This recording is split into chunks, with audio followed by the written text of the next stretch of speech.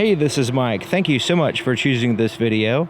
Today I'm in Myrtle Beach, South Carolina, visiting East Coast Volkswagen, and I'm checking out a 2019 Volkswagen Jetta in the SEL premium trim level.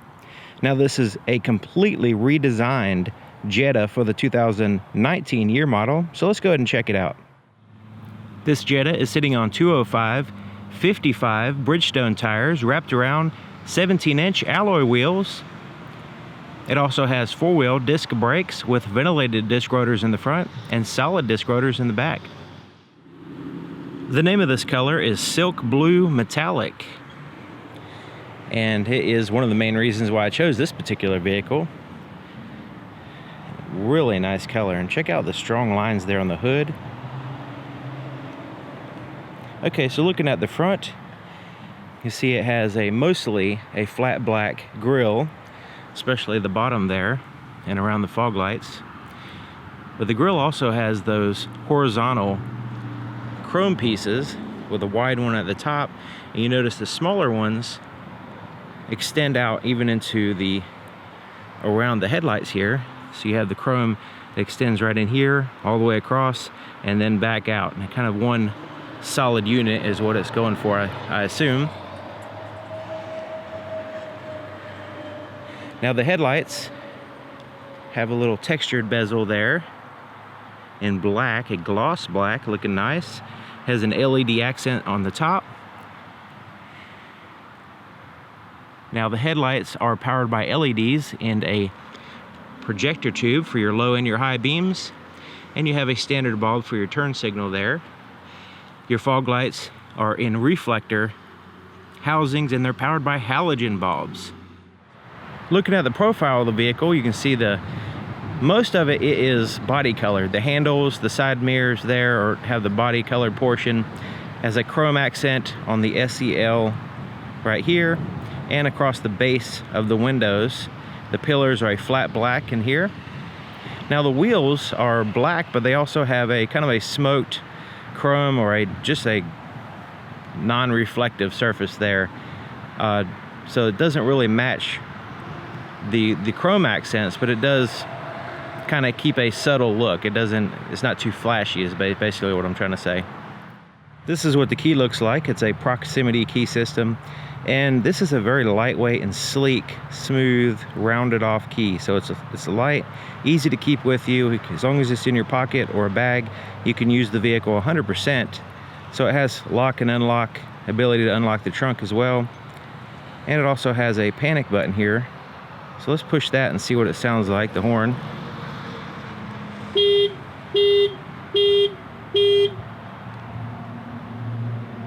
Okay, so as long as you have the key with you, it could be in a bag or a pocket, like I mentioned. As long as it's within a close proximity of the outside of this door, you can lock it. There's a little sensor here indicated with this little line. As long as your finger goes on that little line, it'll lock the doors. To unlock it, you simply put your hand behind the handle, and it will sense the key position and your hand and allow you access to the vehicle. Now I'm assuming that there is a physical key location behind this cover. I haven't tried that, but that's the only place I can think that it could be. Here's the inside of the passenger side door. So it's pretty much all black except for the handle there. You have a gloss black, and mostly it's a matte black. You have soft touch surfaces here, here, and here. Now this is kind of like a foam Nerf type material. This is kind of like a vinyl material, and this is almost like a rubber type material. So there's three different materials. They're all soft touch. The rest of the door is a hard plastic. And then you have a very large storage pocket in the door. You can put your bottles or whatever in there.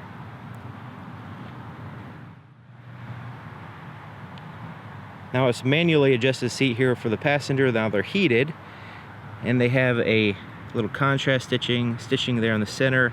Now I don't have the window sticker for this vehicle, so I don't know if these are actually the leather. You have an option of leather or the synthetic leather, basically.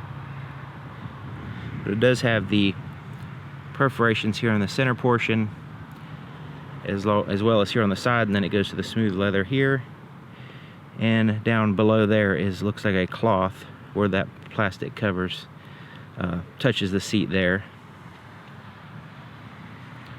There's a floorboard. I'm going to put all the specs and dimensions of everything in the description, by the way.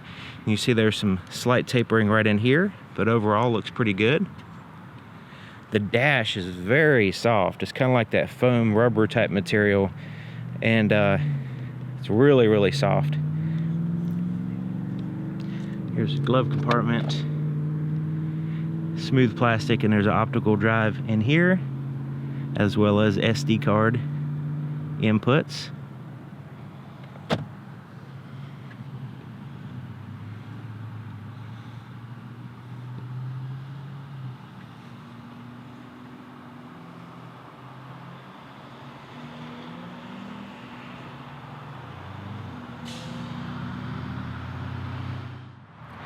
The inside of the rear door, same thing with the color. It's all black, except for back here you have a hard touch surfaces pretty much everywhere except for in your armrest.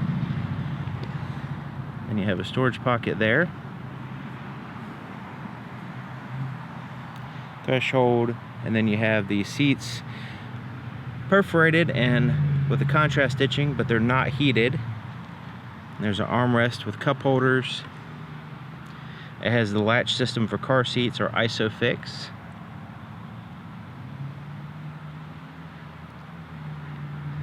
Can move this out of the way in case you need a center passenger. Now there is a significant hump in the center, and there is no vents for the climate control back here. There's a pocket in the back of the passenger seat only.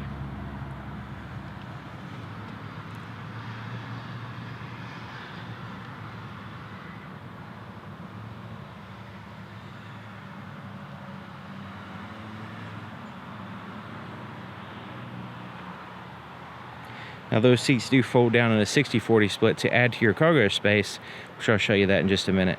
The fuel door is here on the passenger side, and as long as the vehicle is locked, the fuel door will be locked as well. But as soon as you unlock the doors, it will allow you access to the fuel cap, and the fuel cap has a little post on the end. It goes right here to hang it while you're pumping gas. It has a 13.2 gallon fuel tank, and it runs off of regular unleaded fuel. Okay, so looking at the back of the vehicle, here at the top it has a little shark fin antenna in black, so it's not body colored. Third brake light is here in the bottom of the window. The rear glass is powered by LEDs, as well as all the rear tail lights.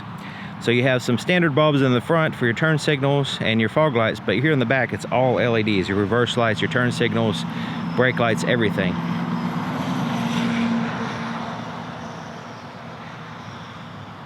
Backup camera is slightly offset, just under here.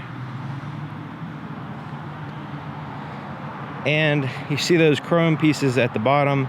I think they're intended to look like exhaust surround or exhaust tips, but they're actually solid, so it's just for looks. So there's nothing, does not go through at all in there. Okay, so opening up the trunk, you can of course use the key. And actually, let's go ahead and use the key, but I just want to show you that there is a button under here in the very center to push. But let's go ahead and use the key. So it pops up, okay, but it doesn't lift up. Matter of fact, if we grab it and lift it up, say halfway, it goes back down. So you have to lift it up and keep lifting. Even if you let go here, it's still going to go all the way down. You got to lift it up all the way to the top as far as you can, then let go, and it'll stay there. So it's pretty secure there, so the wind's not going to easily move it once it's in place, but you do have to make sure that you lift it all the way up, otherwise it's just going to slam right back down. So there's the levers to lower the seats, the back seats here in the trunk. Massive trunk area. I mean, it's just fantastic. It's all carpeted here on the sides and here, and you do have some exposed metal on the top.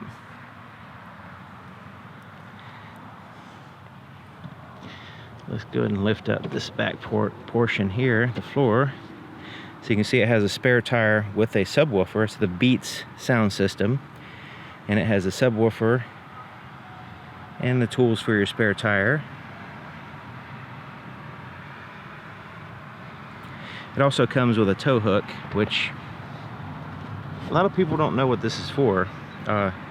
You'll see on the front or the back of vehicles, you'll see a little cover, and this actually opens up a little door, and you can screw this in there as a external hook, tie down hook or tow hook, and this saves from hooking underneath the vehicle and possibly damaging the the fender covers there. And these are usually reverse thread. So one good thing about it not lifting up so much on its own is that when you lower it, all you have to do, there's a handle here on the other side, you can just pull it down a little bit like so and let go. So if the trunk's dirty, then it'll close by itself. You don't actually have to touch the outside. So that might be the reason why they have it, come down so fast. Okay, so let's go ahead and start it up. See, it has a digital cockpit and all that stuff. We'll check that out in real shortly. You put your foot on the brake and hold it, and you push this button to start it up.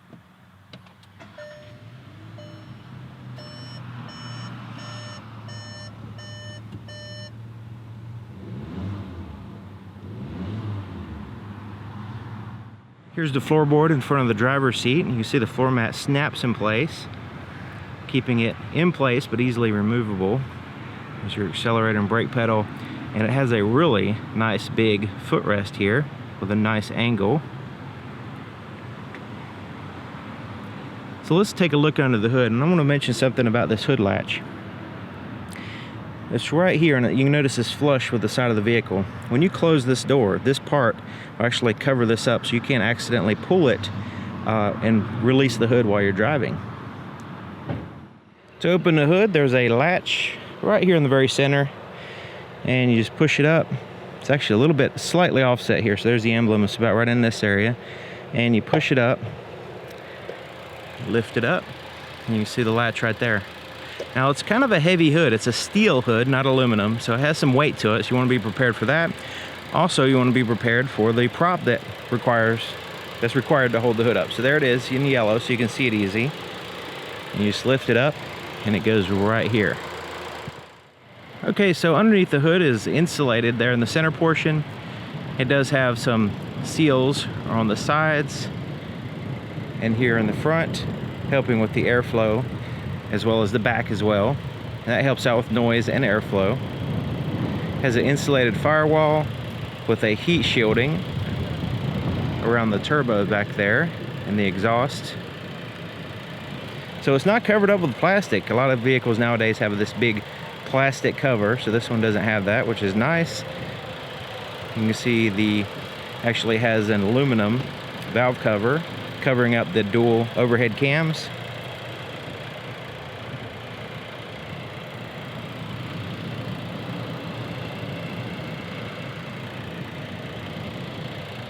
Insulated battery as well, and the strut towers are braced into the unibody structure of the vehicle. Okay, so this is a 4-cylinder engine. So this is the front, and you see the intake right here. The fresh air actually goes over into the turbocharger first, and then it makes its way into the engine. But so basically it's a 1.4 liter inline 4. So you have 1, 2, 3, 4 inline this way. It's a 16 valve. It actually has 4 valves per cylinder, and there has variable valve timing. And it pumps out 147 horsepower at 5,000 RPMs. But it actually has 184 pound-feet of torque at 1,400 RPMs. That's really low torque range for, even higher than the horsepower. So that's what you want to push you down the road, the actual torque. Now it's like I mentioned, it's a dual overhead cam, and it's driven by a belt. So it has a belt instead of a chain, hydraulic lifters, and variable intake and exhaust timing. Now the transmission is under all this stuff back here, and it's an 8-speed automatic transmission. And Volkswagen refers to this vehicle as a TSI, turbocharged stratified injection. So it's a direct injection with a turbocharger, giving you that stratification of additional fuel economy and power and torque to get you down the road. Kind of a good blend of both. The inside of the driver's side door is just like the passenger side, except for it has a few more buttons. So you have your power window controls here. All 4 windows are one touch up and down.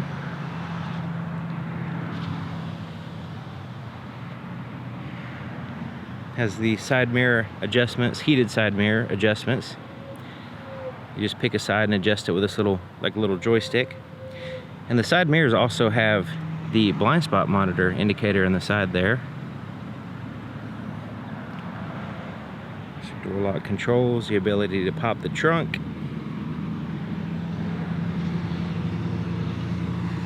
So you have an automatic power seat here with 3 presets. Isn't that amazing? 3 presets. So the seat goes up, down, you can, like so, and you can tilt the back. You also have power lumbar adjustments.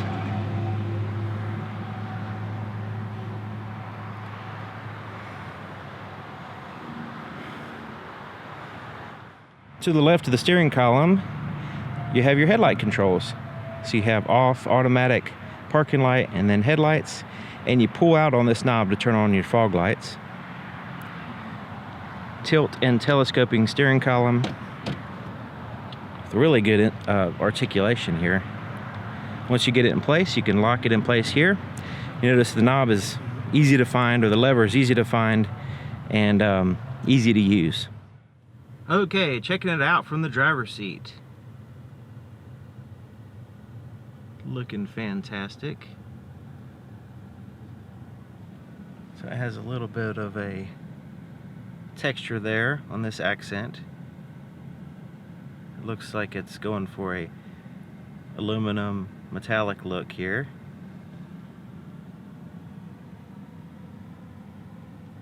Okay, so I have the seat all the way back and all the way down, and I'm 6 feet tall. Just to give you an idea, this will be too far for me anyways. It's I could barely touch the pedals here, and I could put my feet straight out, and so lots and lots of leg room up here and knee room.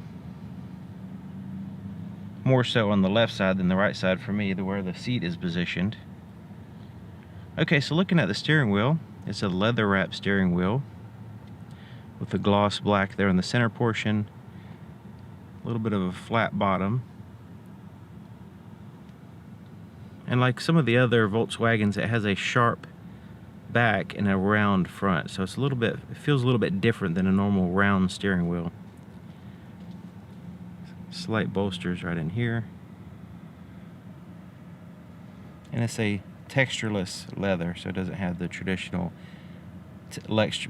texture like this. It just has a smooth feel to it.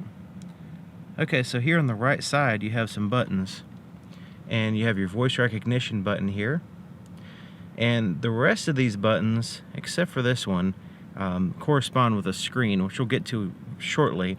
This actually can cycle through your presets on your radio. Left side, your volume for your radio, your cruise control, so you can set, resume, turn on or off. You can also access your safety features here, and your radar adaptive cruise control. You can set the distance between you and the vehicle in front of you by cycling through that button.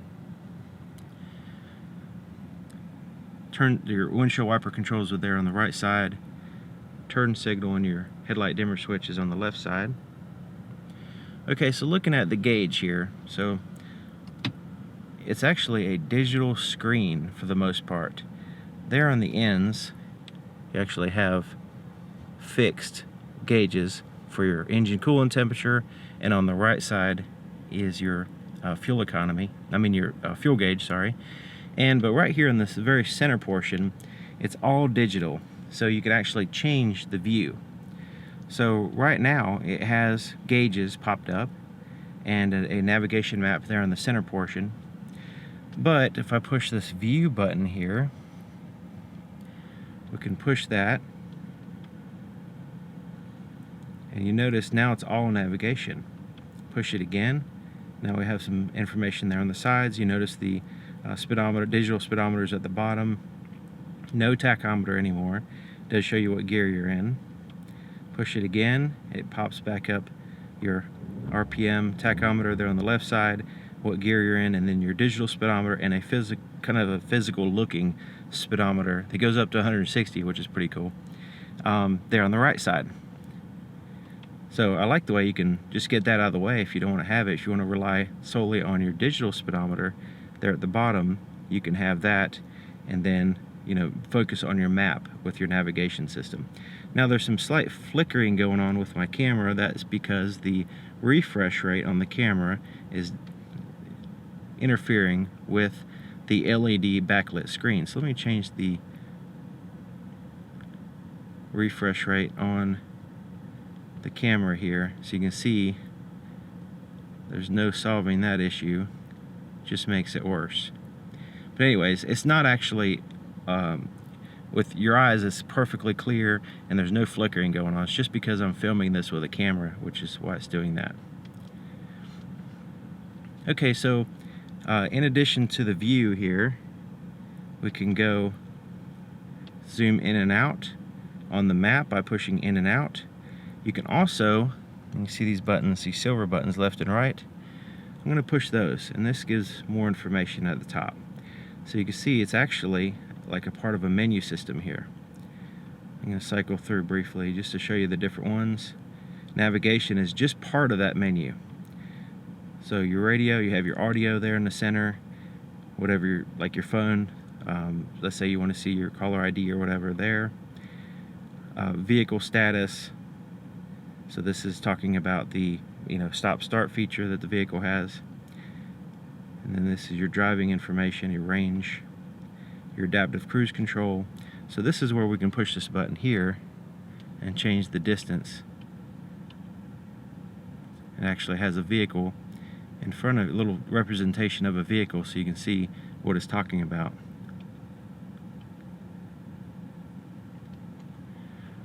Alright, moving on. So you can see now, so you just cycle, so you just go and you can rest on the one you want, or you can hit this OK button right here in the center. So let's say we choose, so we saw what it looks like with the navigation. Let's say we choose, let's see here, this right here. So let's select that. Now we can hit this view button. We can have that in the center. We can add more information, those other views that we saw before, on the sides, if we want to have that. So it's highly customizable, whatever you want. And I really like that look with the navigation in the middle, and then you can always expand that navigation when needed, but you can always have it there in the center portion just to kind of get your bearings or whatever, keep an eye on where you're at and where you're going type thing, even if you don't have a set destination.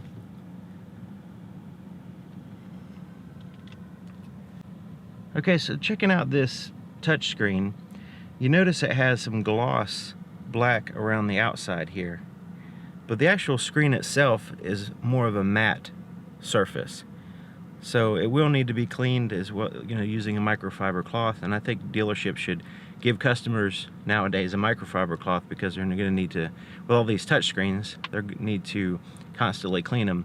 But you can see there's a slight difference in the shininess in the screen versus the gloss black around it. Okay, so it has physical knobs for your volume and tune through the stations there, and then these soft touch buttons here on the sides that are fixed. So right now we're in the radio screen, this first button, so you can see your presets there at the bottom, and it has a gesture basically. As you move your hand up, it will pop up these different additional options here. When your hand's not there, it goes down to more of a compact view. Let's go to media, which is your next button. So there's nothing connected, but the different sources are CD, SD card 1, navigation, USB, and Bluetooth audio. The next button here is phone. So once you pair your phone, you have access to your phone book and recent calls, and sending and receive calls, all that stuff. Voice recognition is right here. That's a button on the steering wheel as well as here on the screen. Navigation, we can push that. We can put in a destination. We can view the map right there. So now if we have the map here, then it pops up a compass over here. So that way it's not in both places confusing you. So you have access to a compass and the map over here. Alright, the next button here is the app. This vehicle has Apple CarPlay and Android Auto capabilities, as well as Mirror Link, which is basically mirrors what's on your cell phone on the screen here. So there are different options there depending on what you're used to and what you get used to, basically. Go to car. This is where you can get, you know, reset your tire pressure monitor system, vehicle status, tire. So basically these two right here. So that's all it's doing. So when you, you know, rotate your tires and change the air pressure on your tires, you can reset them using that button there.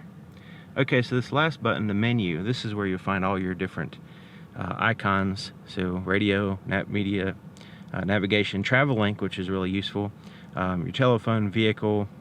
Let's go into there so you can see that's basically what we just saw. App Connect, that's your Android Auto. And let's swipe over here, and you can go directly into your climate control. You can also add images. So you want a background image, or you just want to view images. You can hit that, and you can get the images through a CD, through a SD card one, USB. It says navigation, so I guess that's the second SD card one slot that your navigation typically uses. I guess you can use that as well.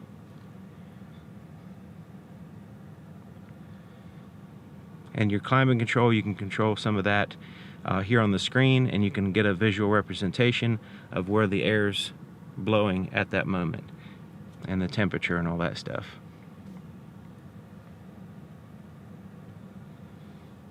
And then of course all your settings right in here. Okay, so that's kind of a quick rundown of the screen and what it does and how to use it. Four-way flashers are right here. Your actual physical buttons for your climate control is down here. Heated seats. You actually have ventilated seats as well for your driver and passenger here in the front. So it's a 3-stage, high, medium, and low. And then off. Same thing with your heated seat. Temperature, fan speed, and you can change where you want the air to blow pushing that button.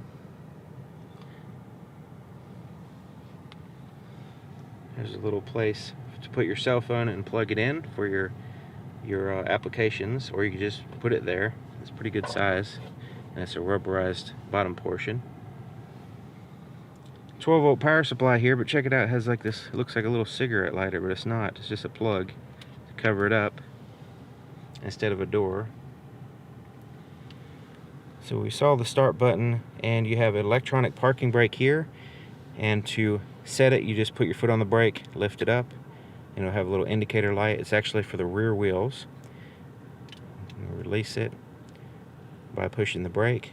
Now this will automatically, if you have this set, it'll automatically, if the door's open and you get out of the vehicle and the vehicle's not in park, it will go ahead and turn on the power, the electronic parking brake to keep vehicle from rolling away on you.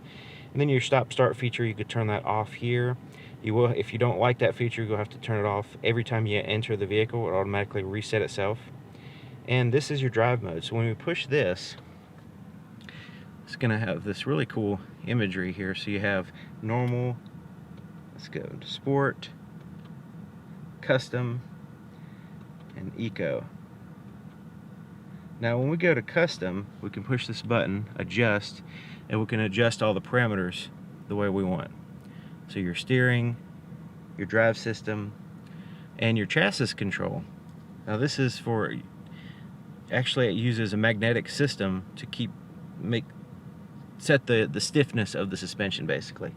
And then you have your climate control. So if you have it on eco, it's going to cut back a little bit on your climate control to give you better fuel economy, that kind of thing. But you can customize it here in the custom portion. So I'm going to put it back on normal. You just rest on the one you want. Okay, so let's check out the shifter. And it has this metallic part and then kind of like a hard polypropylene type plastic here on the side, and this boot. Okay, so let's go ahead and put it in reverse. Now the backup camera will pop up, and it has the fixed guidelines. Pretty good clarity and resolution and everything. You're able to adjust the brightness and all that stuff by pushing this menu button, and you can adjust the clarity, the contrast and the brightness and the saturation. Alright, continuing down, that's neutral. There's drive. If you have it in drive, you can adjust it manually by going over here, and you can downshift, up and downshift here. And you'll know what gear you're in because it'll show. See, it says M1. So if I change gears, M2, and so on. Now if I have it in drive and I want to put it in sport mode, I just simply pull down on it and it goes into sport mode. If I pull down again, it goes back into drive. So that will emphasize performance over fuel economy when it's in sport mode. A little place to put some stuff. You can prop up a cell phone or whatever right here. Cup holders, you have one that's a little bit higher than the other. And you have these little articulating arms here. All hard plastic. Okay, so here's your armrest. Soft to the touch. It's very soft actually. You have the stitching on the ends, and it's not really that big, so sharing it with your passenger is optional. And it doesn't have a button or anything lifted up. You just simply lift it up, and it stays right where you leave it, basically. And so it doesn't latch, but it doesn't vibrate or anything. It has these little rubber bumpers on the bottom. So you have these two little rubber bumpers, and there's your storage space. I really like the way it's light in there. It's not black like the rest of the vehicle. It's like a tan color, even a little tan carpet at the bottom, so that way you can see in there better. So when this is all black, it's really hard to see, but this is fantastic. I think it is a great idea, a simple change in color. It does have a USB charger in here and a place for wires to go in and out of the compartment, as well as there on the sides as well, and the front. The rearview mirror is an auto dim rearview mirror. It's actually auto dimming right now because I have the shade over this little light sensor back here. You have some tap lights, look like standard bulbs. And you have your lights in the back, and then you can set it to where the lights will turn on with the door, so you can have that feature on or off. This is for your sunroof, which we'll get to in just a minute.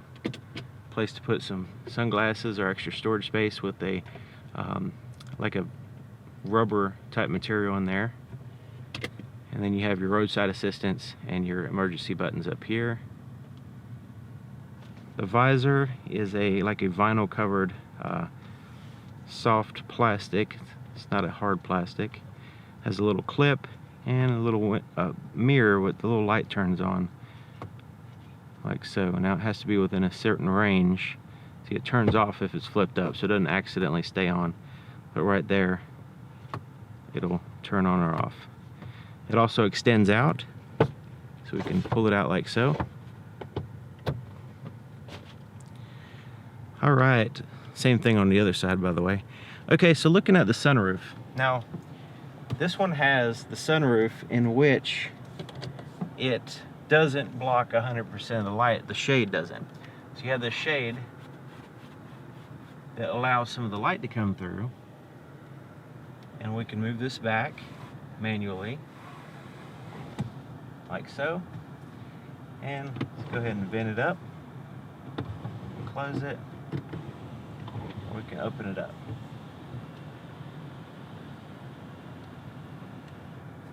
See if it goes any further. That's as far back as it goes.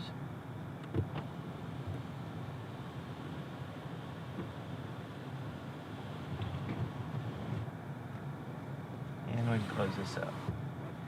Now, depending on your preferences, some people would rather have 100% of the light blocked.